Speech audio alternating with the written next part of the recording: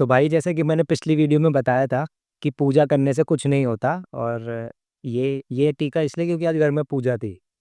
हमारी बहुत बड़ी आयरनी हो रही है। नहीं, ऐसी कोई बात नहीं है कि मैं कोई पूजा से बहुत भयंकर फायदा उठा रहा हूँ। मैं चाहता हूँ कि तुम लोग ना उठाओ, ऐसी कोई बात नहीं है। पिछली वीडियो देखोगे तो समझ जाओगे, क्योंकि अगर ऐसा कुछ भी होगा जिसका फायदा मेरे को मिल रहा है तो वो मैं इस चैनल पे बताऊंगा ही बताऊंगा। क्योंकि फायदे बताने की तो मेरे को व्यूज मिलेंगे। फायदे बताऊंगा तभी तो आप लोग मेरे को देखोगे और सुनोगे। तो ऐसा कभी नहीं होगा कि मैं कुछ बहुत बड़ा फायदा उठा रहा हूँ और आपको नहीं पता चल रहा है, ठीक है।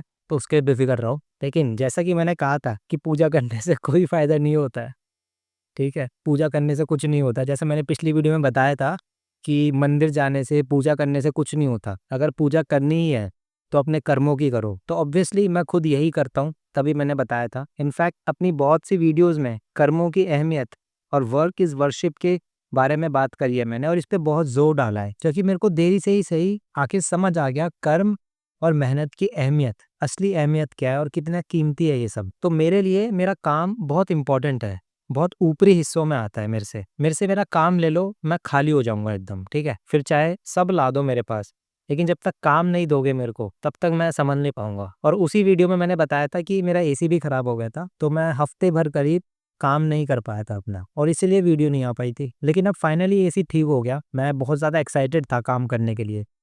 3-4 स्क्रिप्ट्स भी रेडी हो गई थी। इस बीच केदारनाथ एक्सीडेंट हो गया था, प्लेन क्रैश हो गया था, और भी बहुत कुछ हो गया था। और मेरे को बस जल्द से जल्द इन पे वीडियोस बनानी थी। इसलिए नहीं कि ये ट्रेंडिंग टॉपिक्स है, बल्कि इसलिए क्योंकि बहुत दिनों से मैं अपने काम से दूर था। ट्रेंड को फॉलो करना होता तो मैं मुकेश जर्नलिस्ट की या फिर बैंगलोर सुसाइड केस जो हुआ था उनकी वीडियो महीनों बाद नहीं बनाता। मैं वीडियो तभी बनाता हूँ जब मेरे को सही लगता है, जब मेरा मन करता है, जब व्यूअर्स के लिए कुछ वैल्यू दिखती है, तभी बनाता हूँ। और मेरे को इन केसेस में बहुत वैल्यू दिख रही थी आपके लिए, और मैं बहुत बहुत डेस्परेट था मैं कि भाई काम करूंगा फिर से। लेकिन फिर जब मैं फाइनली अपने कमरे में सोया एसी में, अगले दिन उठा, वर्कआउट करा, रूटीन पे वापस आया अपने, और ट्रिमर चार्जिंग पे लगाया, क्योंकि एक हफ्ते में दाढ़ी भी बहुत बढ़ गई थी। और जैसे ही मैं नहाने जा रहा था तभी मम्मी ने रोक दिया कि नहीं, आज नहीं, आज ट्रिमर नहीं कर सकते बेटा। और मैं एक क्रिएटर हूँ भाई, मेरा काम ही तब शुरू होता है जब मैं नहा धो के एकदम राजा बाबू बन जाऊं। मम्मी और मेरी इस बात पे बहुत बार लड़ाई हो चुकी है, लेकिन ऑब्वियसली मैं हमेशा हारा हूँ। क्योंकि जो कर्मों की पूजा मैं दुनिया को बताता हूँ, जो मैं खुद करता हूँ, वो मैंने मम्मी को भी बताया। लेकिन एक 26 साल का बेरोजगार लड़का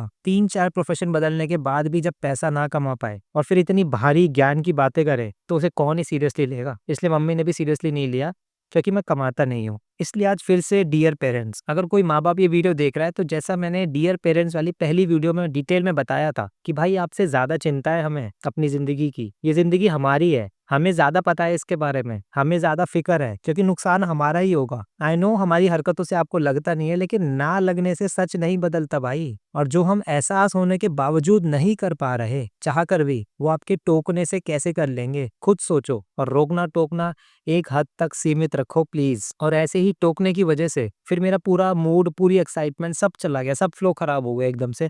एक झटके में सब बिखर गया, एकदम खराब हो गया। और एसी ठीक होने के बावजूद ये पहला दिन था जो मेरा खराब गया, जिसका मेरे को बहुत दुख हुआ। फिर उस दिन मैंने कुछ नहीं करा, क्योंकि सुबह होती तो मैं 2-3 घंटों में संभल जाता, लेकिन दोपहर का टाइम था, शाम होने वाली थी, और मैं 5 बजे खाना खा लेता हूँ, 8 बजे सो जाता हूँ, तो मेरा दिन तो निकल ही चुका था। और ऐसे ही न जाने कितने साल निकले हैं मेरे, यकीन नहीं हो रहा होगा, लेकिन कभी फुर्सत में बताऊंगा कि मैं अंदर से एक टाइम पे कितना कमजोर था कि एक टोक से, एक रिजेक्शन से मैं डिप्रेशन में चला जाता था और महीनों तक नहीं निकल पाता था। ये टॉपिक बहुत सेंसिटिव, डीप और टाइम टेकिंग है, इसलिए कभी फुर्सत से कवर करूंगा। लेकिन पॉइंट ये है कि माँ बाप का रोकना टोकना कितनी बड़ी हानि कर सकता है, इसका अंदाजा माँ बाप कभी नहीं लगा सकते। इसलिए बेहतर होगा रोक टोक सीमित करो प्लीज, क्योंकि किसी को नहीं पता कौन कब कितनी मेहनत से, कहां से, कितनी हिम्मत जुटा के क्या शुरू कर रहा है, बस उसी को पता है जो कर रहा है। और ऐसे में एक टोक भी एक पहाड़ जैसी अड़चन बन के सामने आती है। इसलिए जो जैसा कर रहा है प्लीज उसको वैसा करने दो,